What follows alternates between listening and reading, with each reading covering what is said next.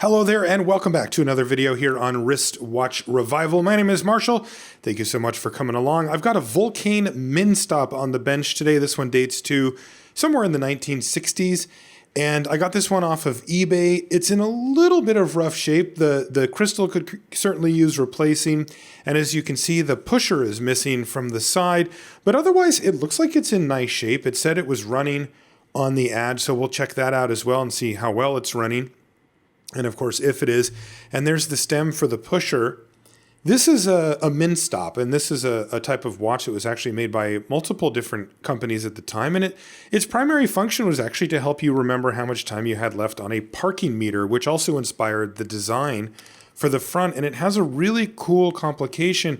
Rather than a chronograph that starts a stopwatch and then stops, this one just resets this running timer to zero, just like that. So you push the button on the side, which is currently missing, and it resets to zero, and then it starts counting up from 0 to 59 minutes.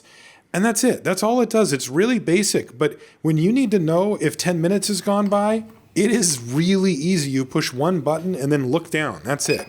Let's put it on the time grapher and see how it's running. Okay, well, the rate's not great. The amplitude's a bit low. The beat error's not great either. But all told, that's actually not too bad. This probably just needs a service, a little tender love and care, and I bet you we can get it back to going pretty well. So first things first, this has a compression case back. So I'm going to get my case back knife and open this thing up, and let's take a look at the movement.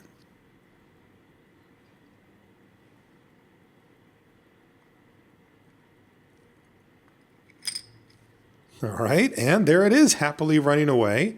This is the Duro 471-4 movement.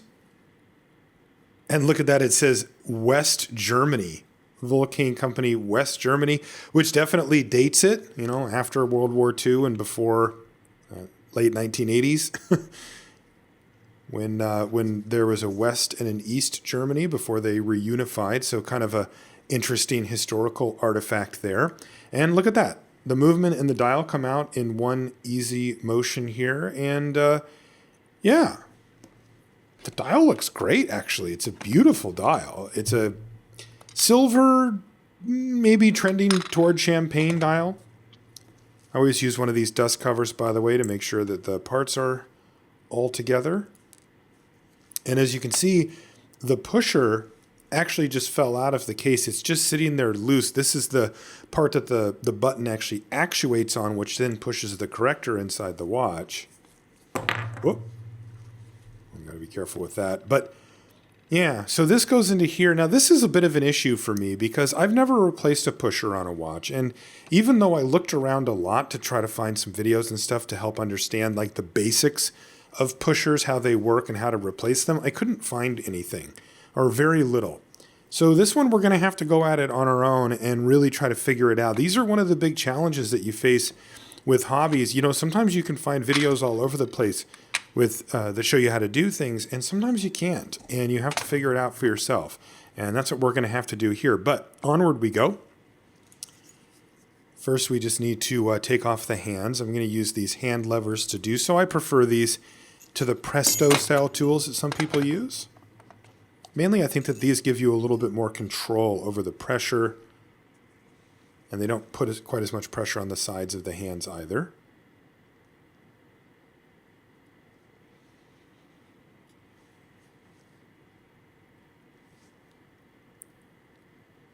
Just want to be careful with the hands while they're sitting on top of the dial particularly, just to avoid any type of scratching. This dial really does look quite nice though. All right, so first we can take off this movement ring. It's a spacer or a movement ring. It basically holds the movement in place when it's inside the case so that things aren't rattling around in there. And then we can go ahead and take off the dial itself. I just love these little watches. They have a cool little story to them. They have an actually useful function.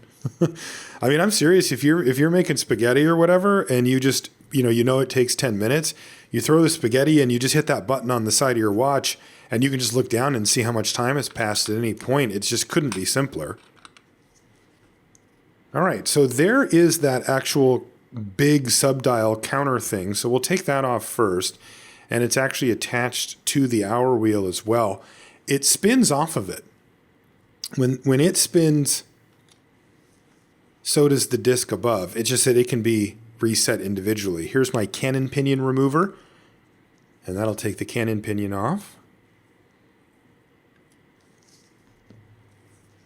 I always find this tool very handy for doing it.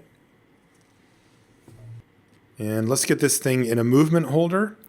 And of course, the first thing we need to do is, as you note, this watch is still running. And that means that the mainspring inside of the barrel is still wound up. And that has a lot of potential energy in it. That's the energy that runs the whole entire watch. So it's better if you can to go ahead and say, the way we say it is let down the mainspring. It always feels like you're disappointing it, but really you're just taking the power out of it. And the way to do this is pretty simple. You just move the click out of the way. That's what keeps it from unwinding normally. And then you actually put the crown in your hands kind of firmly and let it slowly unwind in your hands like that. And once it's out of gas, you'll see the watch just come to a stop naturally.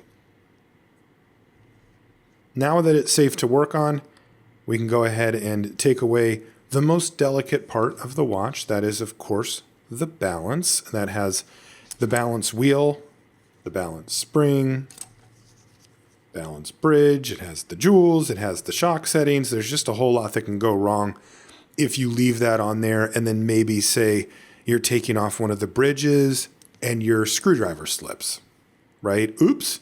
Well, that can easily break the pivots on the top and bottom of that balance wheel. So it's best just to take it away straight away, and then you don't have to worry about it.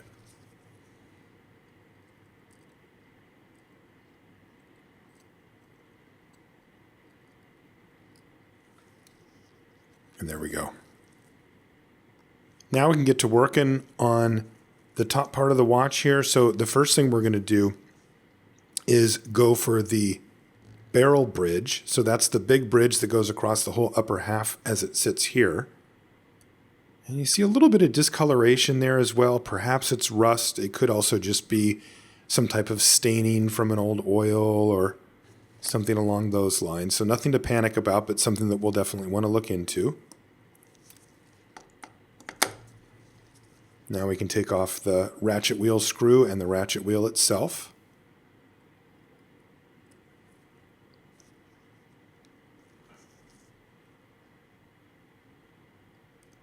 And I always like to check, they call it the side shake. That's how much the wheel can move around in its pivot. And sometimes those ones for the barrel there can get worn out pretty significantly. So I like to usually just give it a quick check before I take it out. Now I can take off the click screw, the click, and then the click spring underneath it. Quite small and delicate here, really not the kind of part you want to lose or break, so it's worth taking just an extra minute for those parts. And now we can get the whole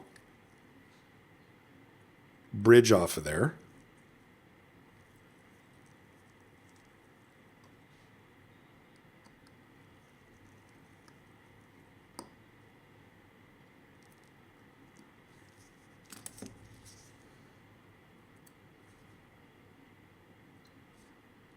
I just love these old watches mainly from the 60s. They just have so much charm to them, especially these ones where people were really trying to innovate.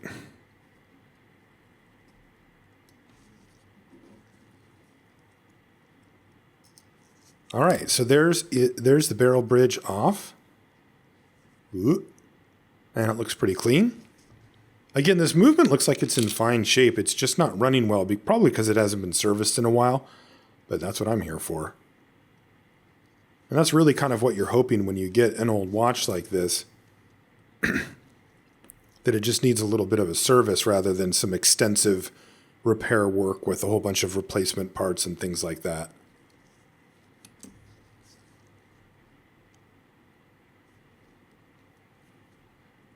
Now we can take off the train wheel bridge. This has 3 jewels on the top, which you can see. One for the center wheel there in the middle, as well as the escape wheel.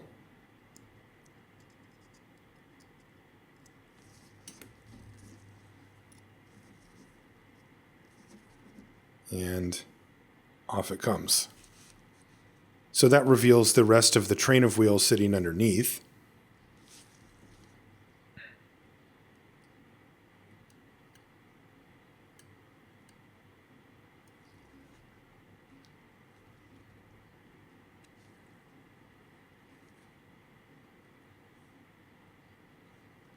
And as you can see, the wheel underneath in the middle actually has its own separate little bridge here, so I'll need to take that out. It's also jeweled. Jewels, of course, are those red kind of bearing things. That's what they really are bearings. They're not about fancy. They do look beautiful, incidentally, but this is kind of a classic example of form follows function. They needed them to make the watches more reliable, last longer, and also have more precision, less friction. And they happen to be that ruby red color because they're synthetic sapphires, and that's what rubies really are. They're a type of sapphire. And even though they can make them in different colors, they kept them these colors because people got used to it from when they used real ones back in the day. And they're awesome. They're gorgeous. They have a real aesthetic to them. It's kind of a unique color as well. Okay, well, it looks like the pallet fork has its own bridge here as well, and it's kind of in the way of that middle wheel, so we'll just take it out of the way too as we work our way down to the bottom.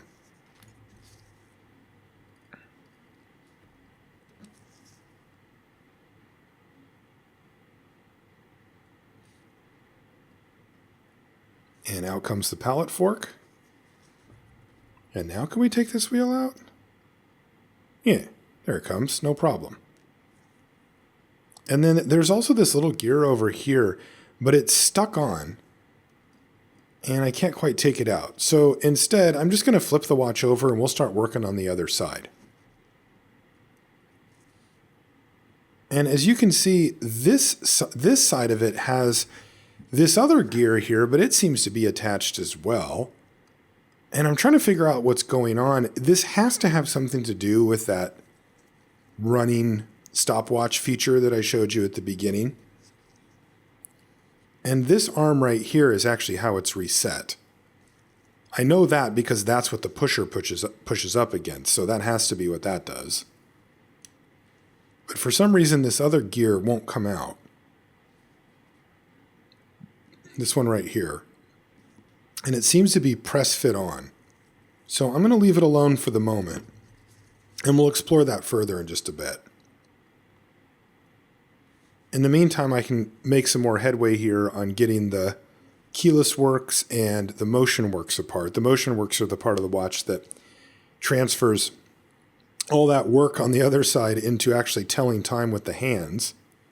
And the keyless works are what let you set the watch and wind the watch.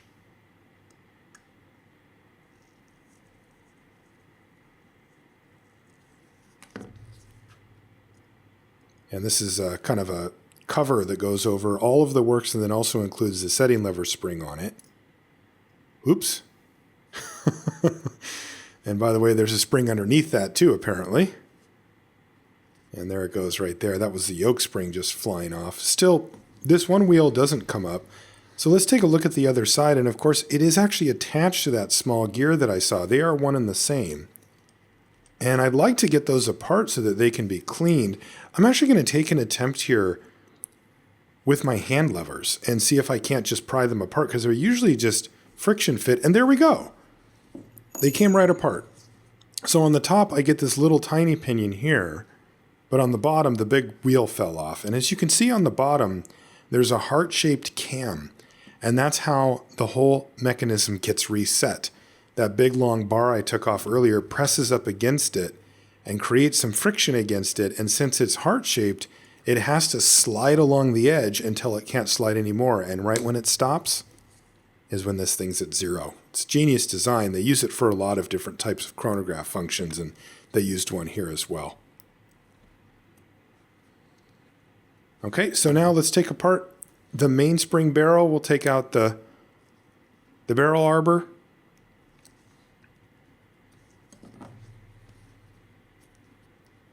And then we'll get the mainspring out of here and see how it's looking.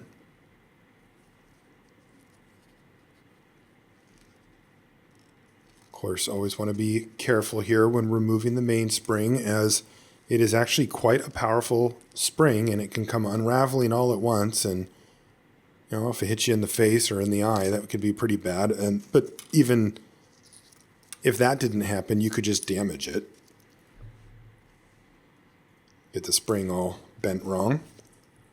Okay, so let's get everything into the basket so that it can go into the watch cleaning machine and get a good, thorough clean. I wanted to show you at least a little bit of how I break these things up. I don't organize them in a particularly specific way for myself. I do try to keep, though, the bigger parts away from the smaller ones, because in the watch cleaning machine, they actually get spun around a whole bunch. And I don't need huge pieces slamming up against the really delicate stuff, so I try to kind of separate them that way. And as you can see, I put the bigger pieces, like the barrel parts and the actual bridges and stuff, in their own containers that aren't up against other parts. I'll put the balance back on the main plate here so that it can go through the cleaning.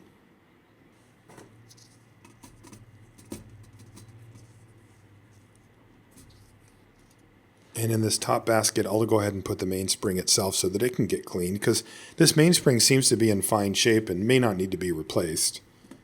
If you have easy access to them, they're not particularly expensive and it's not super hard to replace them. But if you've got a good one, there's no shame in redoing it. So let's take a look at the case while that's in the cleaning machine and figure out what we're dealing with. First things first, this thing definitely needs a new crystal. This is actually a special type of crystal that is a tensioned crystal, so I'll have to look up one of those. In the meantime, let's take off these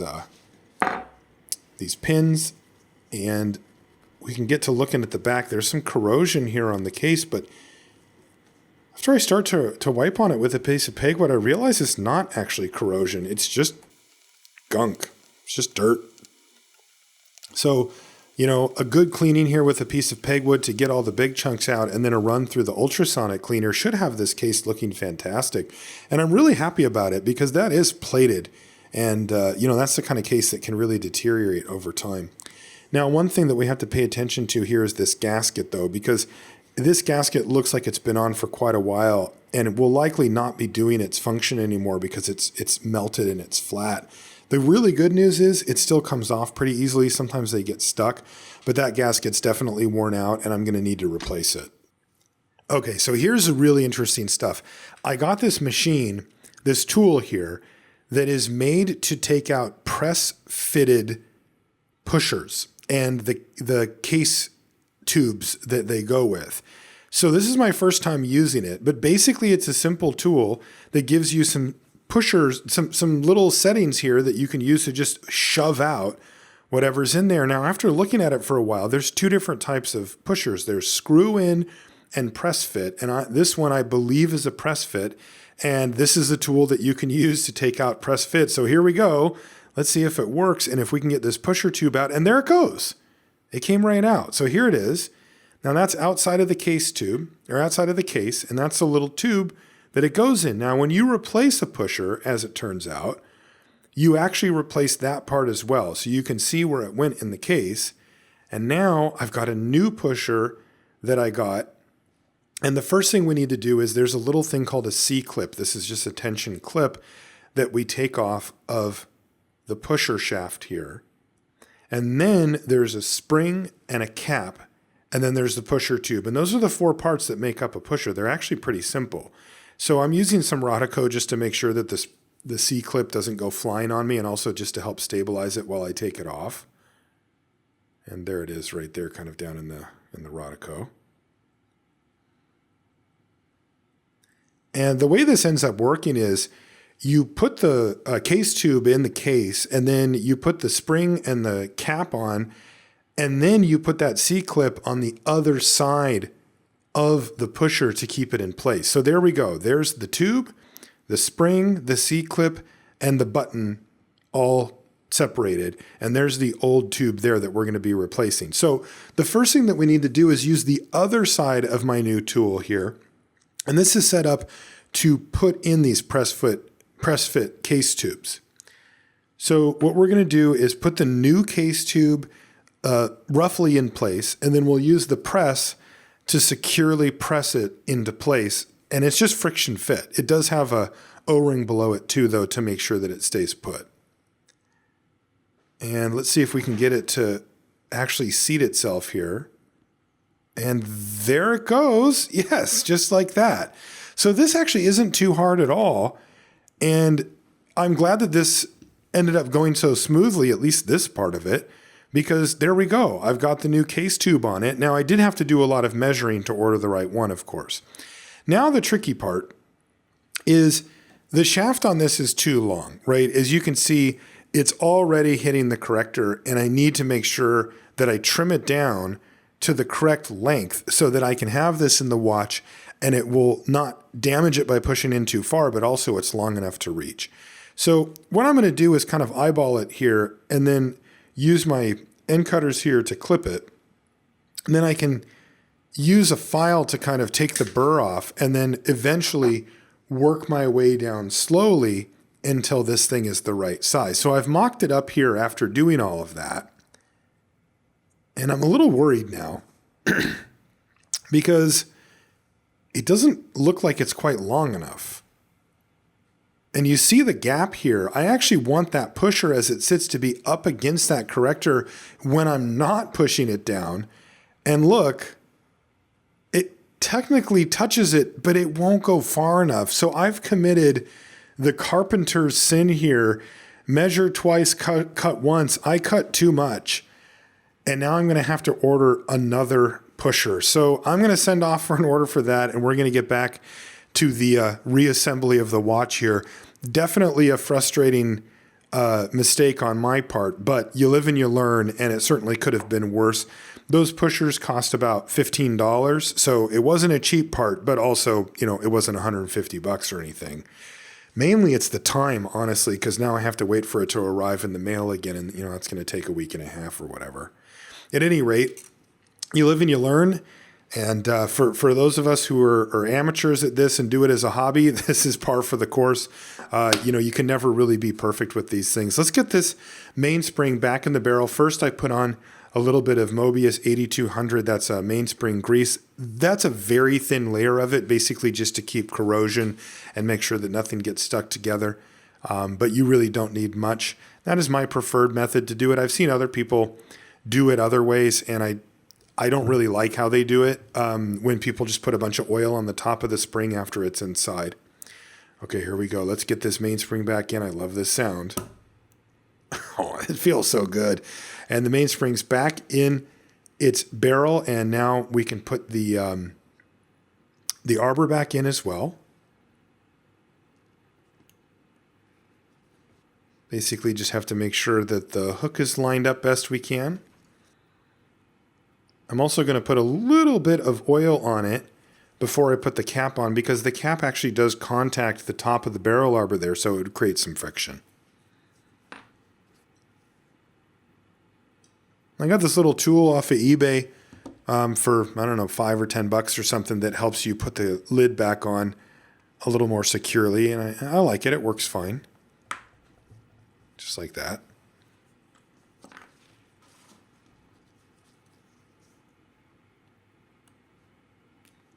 Okay, so now that that's all back together, we can get to cracking on the actual movement itself. Now, out of the watch cleaning machine, of course, the balance is still on the main plate because, well, that's where I put it. And I need to take it off first for the same reason that we talked about before. I don't want it sitting on the watch the entire time I'm working on it, when the fact is that's the last part to go on the watch. Okay, I'm going to put a little bit of HP 1300 where that center wheel goes. And we'll start from the bottom and work our way up. There's that special little bridge just for the wheel at the bottom there.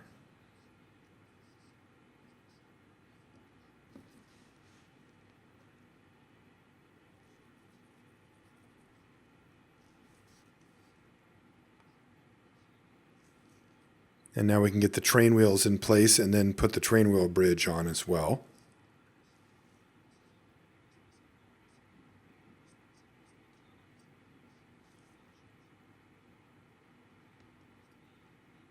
And just make sure these are seated and engaging correctly.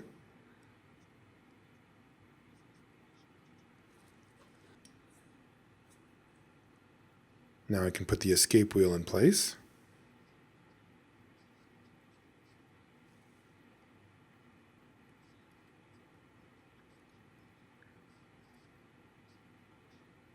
And I'll tell you, if you're looking to get into this hobby, I definitely recommend it.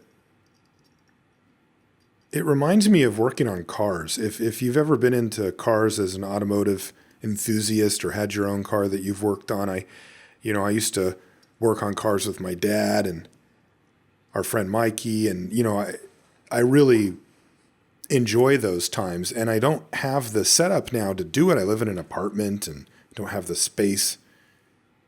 And I got to tell you, this watchmaking hobby has really kind of helped fill that role for me. And that's one of the reasons that I recommend it, because I can do this on my desk. I have quite a bit of tools now over the last, year and a half, 2 years that I've been building up, and they all fit in a box. You certainly can't say that for cars, unfortunately. So what I'm doing here is the escape wheel jewel is actually capped. That means that it has a jewel that has a hole in it, and then on top of that, a flat cap jewel to keep it in place. And so that needs to be cleaned separately. So I used the pegwood there to clean off any remaining dust, dirt, debris that was trapped underneath. Then I put it in a solution called One Dip, which is a solvent that helps clean it. Now I'm going to dry it off. And then what you do is you take some Mobius 9010, which I'm taking out of the oiling thing there, and you put just a little dot in the middle, and then you replace the cap jewel on top of the bridge, and then you screw it down, and that's it. You do have to be careful when you put that cap back on, because if you slide it around too much, then all the oil comes off and just makes a big mess of it, and you have to do it over again. And there we go. So now I can put this bridge back on now that it's been cleaned and oiled properly. I just have to make sure to line up the pivots from these wheels.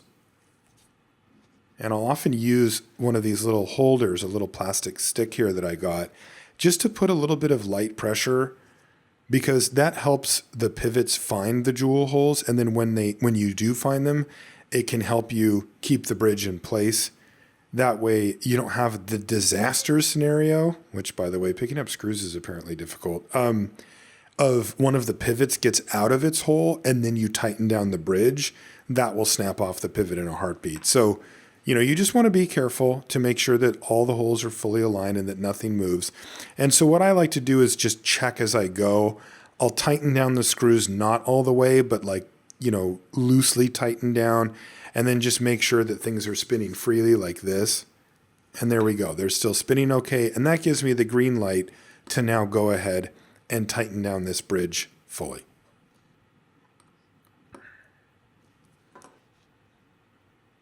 Okay, and now I'm going to put the setting lever screw in here.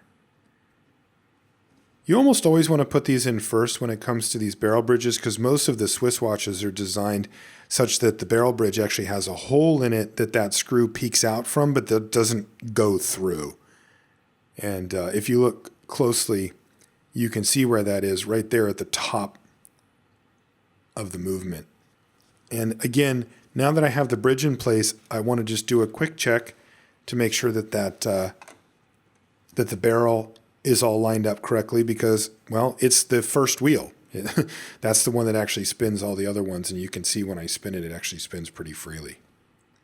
So now we can put these screws in, get the barrel bridge locked down.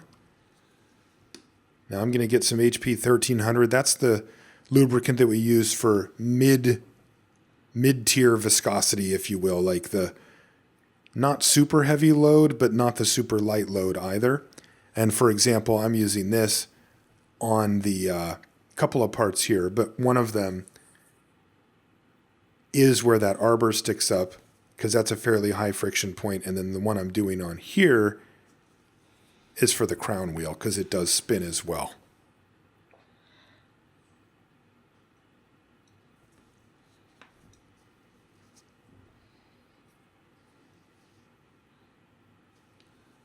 And again, the HP 1300.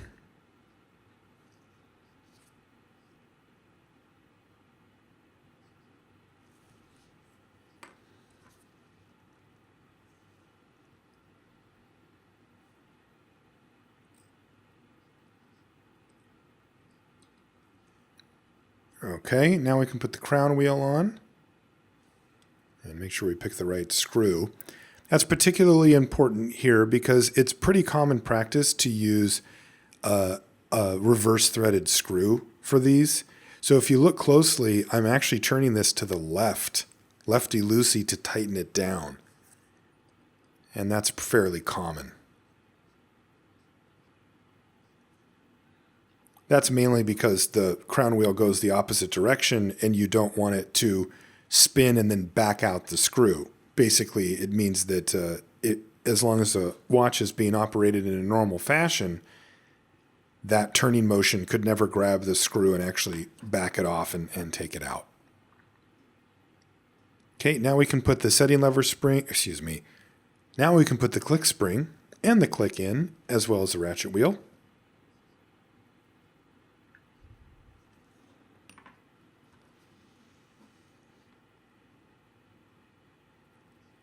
And this one, on the other hand, is right hand thread like normal, righty-tighty, lefty-loosey. And again, just a quick check to make sure that everything's spinning correctly. And it looks as if it is. Okay, now we need to put in this little part that is the other side of the special wheel that runs the chronograph style function. And I'm realizing that this really needed to go in before the barrel bridge because it actually has a tiny little pivot hole on the top. So I'm going to be merciful and I'll speed this up, but this is kind of a classic error where now I got to take this bridge off so that I can put this part in. Now the good news is that's not too hard. I don't need to take off the crown wheel or anything like that. So it's not a disaster, but this is one that I should have done prior to putting this bridge on, but it's kind of weird. This isn't normal to have this extra functionality, and I forgot. So there we go. Again, not a huge deal. I'm just going to speed it up for you because, well, I'm just putting this bridge and associated components on the same way that I just did. But this time, we've got that little wheel on there, and that does engage directly with the barrel, and that's what actually turns that counting up clock that we have on the front. Now, as you can see on the bottom here, there's also a capped jewel. So that's going to need to get the same treatment that the other one did, where we take it out, clean it up with the pegwood, put it into the one dip, and then carefully lubricate it, replace the cap, and then screw it back down. So that's what I'm doing here.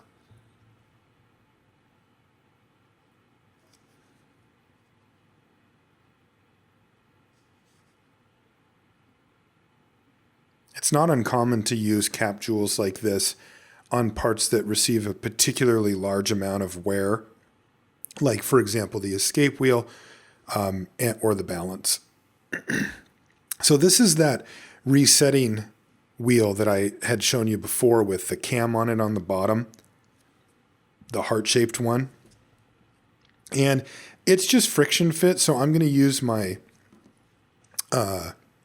hand setting tool to push it back into place.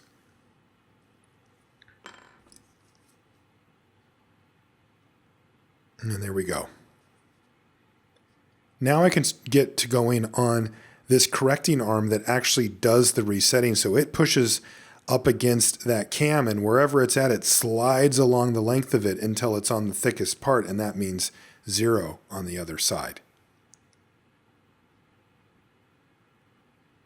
And you can see it moving when I spin it and then resetting when I push it back. That way, no matter where it's at, it always resets it to the same thing. Okay, a little bit of grease for the pinion here. I like to use my more sturdy tweezers to push this down.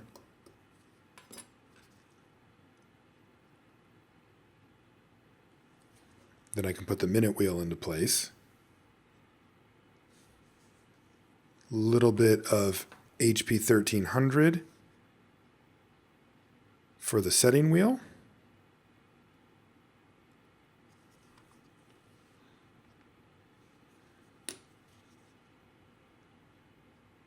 And now I'm kind of working my way through the keyless works here.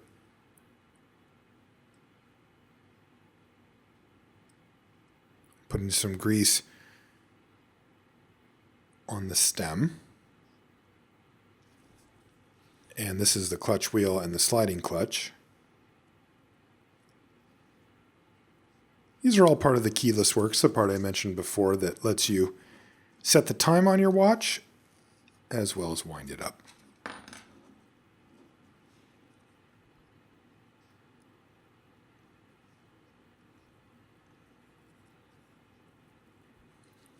And there we go.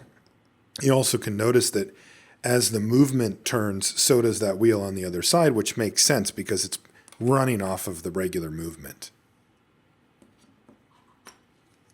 Now, unfortunately, I've just recognized that I've got an extra part here, and I remember what it was. There was actually a spring underneath this correcting arm that helps it go back to zero, basically to reset itself back to a position where it can be pushed down again.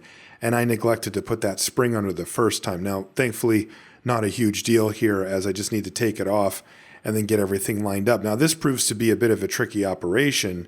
I'm using one of my sticks here to hold it down while I get the spring in place and then finally can tighten down the screw. But yeah, that's kind of one of those things, again, where when you get a movement that has a different type of complication and you haven't worked on it very much, see, now this arm goes back on its own thanks to that spring underneath, and that's something that you just have to figure out and learn as you go.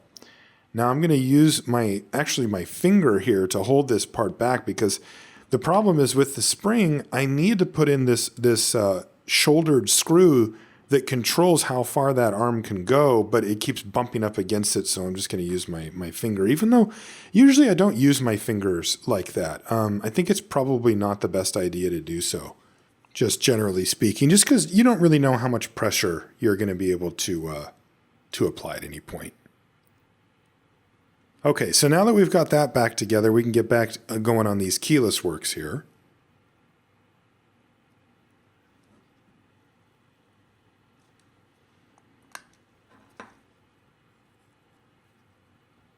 And there's a little tiny plate that covers up the minute wheel there. Now we can put in the setting lever. This is a little bit of a tricky operation because we do have to make it so that the threads from the setting lever screw, which actually come in from the other side, engage with the setting lever. And that can just be a little bit tricky. So I like to hold it in one hand and then just gently use my finger to hold it in place, and then I can use the screwdriver to get it just like that. And now you can see the setting lever is engaged the way it should be. This is that 9501 grease, so this is the heavy application stuff, the blue grease. And this is going to go on the yoke. The yoke engages with the sliding clutch. And it has a pretty big spring here, the yoke spring, but popped right in. I'm going to try to get a little bit of grease in between it just because that is a high friction area. One of the things about friction is that it doesn't only slow things down or make things difficult to keep going for a long time, but also it can actually create a byproduct, basically tiny shavings of metal, if it's not properly looked after. And that's part of the reason why people recommend getting your watches serviced, every 5-7 years. I know there's some people who say, I just literally never get my watch serviced until it breaks. And that can work. I actually don't think that that's completely crazy, but that is the risk that you're taking, is that there was a perfectly preventable issue that was creating some type of, shavings or dust inside of your movement that then got worse and worse and worse until part or parts had to be replaced. Also, of course, it'll just tell better time and all that. Okay, so now we can put the setting lever screw and that cover plate that I mentioned before into place, a little bit of grease. And as you can see, I'll use the Rodico if I go a little bit too crazy with the grease. And now we can just give it a quick test to make sure that everything's working. Now, the next thing we need to do is clean and oil the cap jewels. So we're going to get on the microscope here so that you can see how this works. These are, shock settings, they're called, and they're basically there so that there's some amount of upwards and sideways movement that can happen to the balance wheel pivots without just having them break, which is what they used to do all the time, is just break. But somewhere around the 1950s, these shock settings became popular, and they do a really good job. So here we are. I'm putting it back in after having done the same treatment with the one dip, the pegwood, and then the oiling. And then there we go. I can just put it right back into place, and we can move on with our reassembly process. So now we're actually getting fairly well down the stretch here, and I can put in the pallet forks.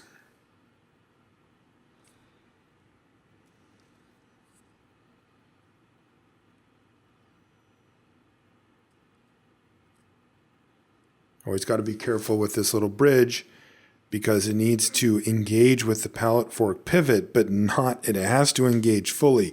If you tighten this thing down and that pivot is out of whack, it will break for sure. The pivots on these are absolutely tiny. I mean, really, really small.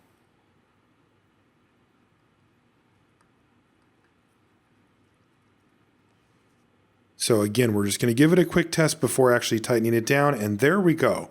That's what we want to see. We want to see that pallet fork jump back and forth under the tension from the spring. And now it is the moment of truth. We will now put in the balance and see if this thing will run again. This is the moment when you're working on a car, when you sit in it and put the keys in after having worked on it for a long time and then see if it's going to start back up. And it does look like it wants to run here, and that is always the best sign. Even if it does look a little bit low amplitude, it can take a minute for the oils to settle in, and then also you have to make sure that the watch is fully wound. Many people don't know this, but one of the big challenges that a watchmaker, like somebody who actually designs and builds watches, faces is that the watch has more power going through it when the mainspring is fully wound up than when it's not. There's actually a gradual decline in power from when it's fully wound until when it's just barely still going. And that can really mess with timekeeping. And look at that. Now it's really kicking up and ready for life. And I am thrilled to see it. It always, really, every single time you work on a watch and it kicks right back up, it feels fantastic. It's the reason to do this hobby. Now, that being said, I'm noticing that when I'm winding up this watch, it won't actually hold a full wind, and it seems to be slipping. The mainspring seems to be slipping on the barrel arbor, and that just is weird to me. So I need to investigate this, and as loath as I am to undo the work that I've already done, we need to figure this out. So I, once again, am going to be taking off the barrel bridge. So this is now the second time I've had to take it off, and putting it back on will be the third time it went on. But we got to get this right because it will not wind up all the way, and I don't know why. So I'm going to take the bridge out because clearly it's able to take at least a little bit of power, but not quite enough. And I'm going to investigate this situation and see why this is happening. Perhaps the arbor is worn out, or the spring itself, the hook that it goes into isn't intact anymore. But what I actually realize is that this is a left-hand mainspring, which is very strange. Most all Swiss ones, this one's in West Germany, so maybe that's why, I don't know, are right-handed. But this one's actually the other side. Thankfully, for my mainspring winder kit, I have the left-hand spring ones as well. So that's what I'm going to do here. I'm going to go ahead and rewind it back into the watch, replace this arbor, and then see if that'll fix it. Now, I thought that I had it in there correctly, but I apparently must have overlooked it because obviously if it goes in the opposite way, it won't hold the wind in the same fashion. So same thing we did before, back into the barrel, little bit of lubricant on there, and then I'll use this special tool to snap the barrel lid back into place. And back into the watch it goes to see if it'll actually hold a wind. And you know on a manual wind watch that you get to the end of it at some point. And by the way, yes, this is the third time we're putting on this barrel bridge, that it'll stop. And that wasn't happening before. And that was my big clue that something was going on. And you can see right away the balance kicks back up as well. And now it's not slipping. I can keep winding the watch until I get to the very end, as well as the balance really kicking up into full force here. So very happy that I was able to sort that out. Don't know how I did that in the first place or why it's left hand, but onward. Now we need to oil the jewel holes here. The challenge with this, generally speaking, is not to put too much. It's to put sort of the right amount, but it's a very small amount compared to how much you might think. And that's why I prefer to do this, generally speaking, on the microscope, because that's really one of the only ways that you can tell how much you've put in. Like that was the right amount there. I'm also going to take a little bit of the HP 1300 and put it around some of these high friction parts for this corrector. I don't know actually what I'm supposed to put here because I don't have a diagram for it, but those did seem to be high leverage parts, and I figured I should put something there, so I did. Now we need to oil up the top half of the setting.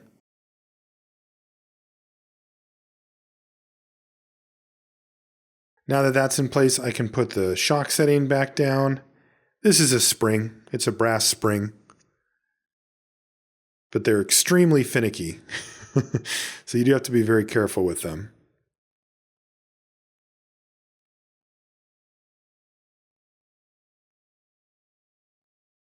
And there we go. Now the setting's in place, and we can put it on the time grapher and see how it does. Ooh, very nice. Wow, only +2 seconds a day. A reasonable beat error. Now the amplitude's actually a little bit high, but that could be for a number of reasons, or maybe it's just really high. But yeah, wow, this thing's actually running way better than we had it before, so I'm very happy with this. Okay, so this thing came back to life properly, and we can move on to our new pusher. That's right, it came in the mail. As you can see, this one is back to the full version, not the one that I trimmed too short. Frustratingly so. So we're going to have to do the same operation that we did before, and that means taking off the C-clip, like that, and then disassembling the pusher. Now, the good news is this is the exact same pusher that I had ordered before. So that means that the case tube I can just hang on to, but I don't need to replace that again. And once again, I'm just going to eyeball about how long I need it, but I'm going to be much more conservative this time. So I'm going to use a Sharpie to mark off where I need it to go. And then use my end cutters again, just to trim off that part.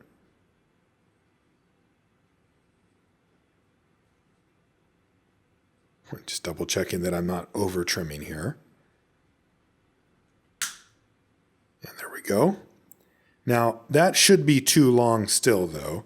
So once again, I'm going to do a quick test fit, and I want it to rest right up against where that corrector is, but not too far, and once again, not too short like we had before.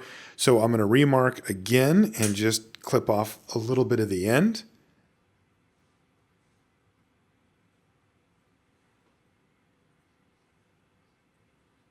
And as you can see, that's the difference. I mean, it's not that much, but it makes all the difference in the world. Now I can use this file real quick just to make sure that it doesn't have any burrs on it.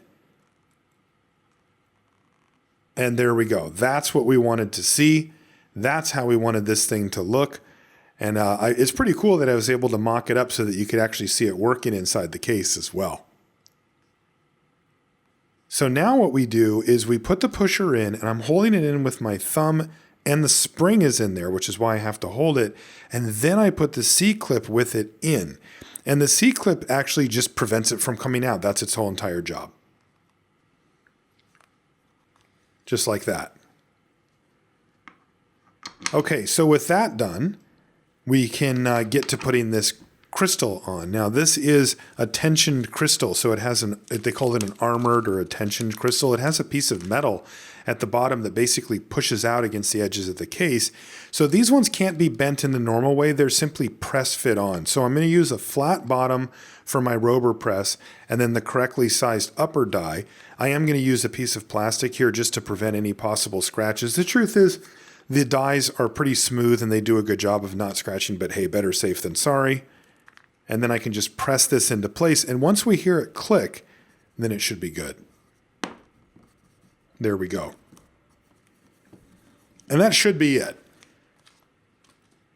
Take a look at it here. Perfect. Looks beautiful. And we've got our tension ringed crystal on there, which means we can now do our final assembly. So let's get rocking on this and figure out how it works. So I'm going to put the hour wheel on first. And then I guess I put the spring there in between, and then I put this on. This is a little bit confusing, and I realized, no, actually that spring thing goes on top. And now this is a tricky business because what you need to do here is line it up so that it actually resets to 0. And if it's one tooth off, it won't reset to 0. Now they've been really kind and they've put a line up here where it goes, but also I'm kind of working against myself here. There we go, right to 0, because the watch is running, which means that it's constantly turning and I have to adjust it accordingly. But now I can put the dial on and the hands.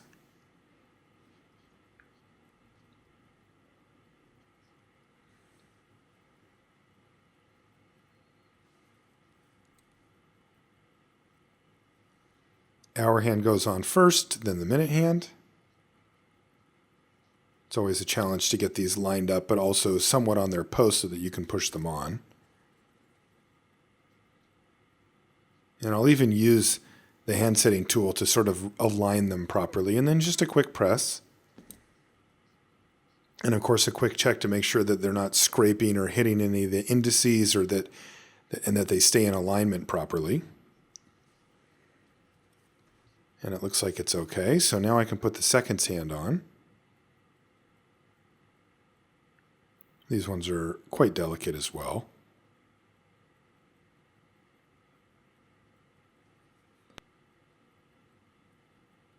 And there we go.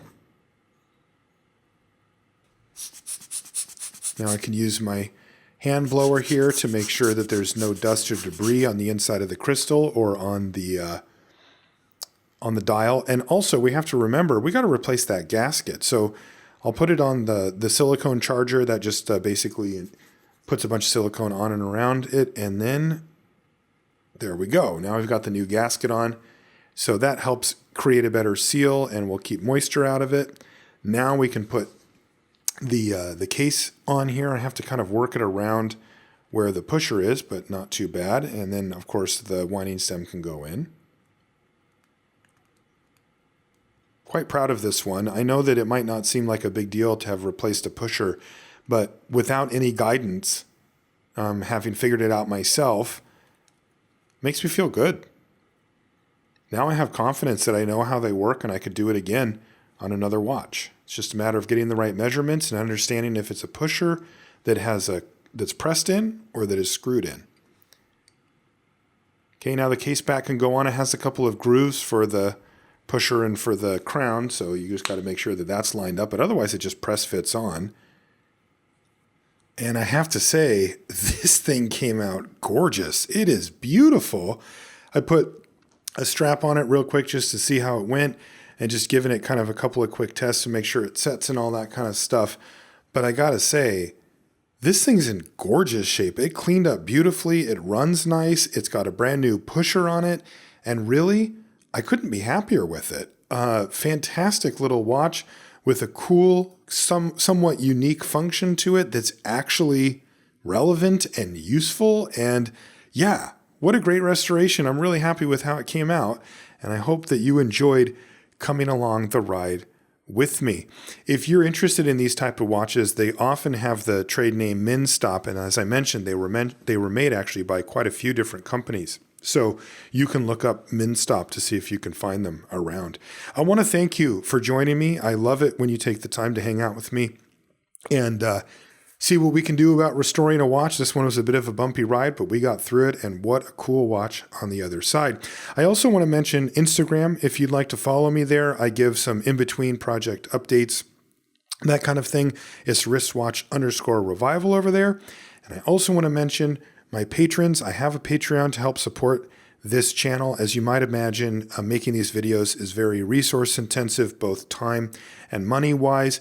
And I'm not a professional watchmaker or anything like that, so this is just my hobby. If you like what I'm doing and you'd like to help support me, you can go to patreon.com/wristwatchrevival and find out. You even get some cool benefits for doing so. And I want to thank Kelsey, Stan, Dustin, Brenton, Adam, Caleb, Russell, James, Samuel, Tony, Max, Mitchell, Adrian, Drew, Kyle, Erica, Trevor, Robert, Squirrel Loot, Derguga, Lewis Williams, Rudy, Dominic, Brad, Mikey, and Soren for supporting me on there. Thank you so much, and we'll see you next time.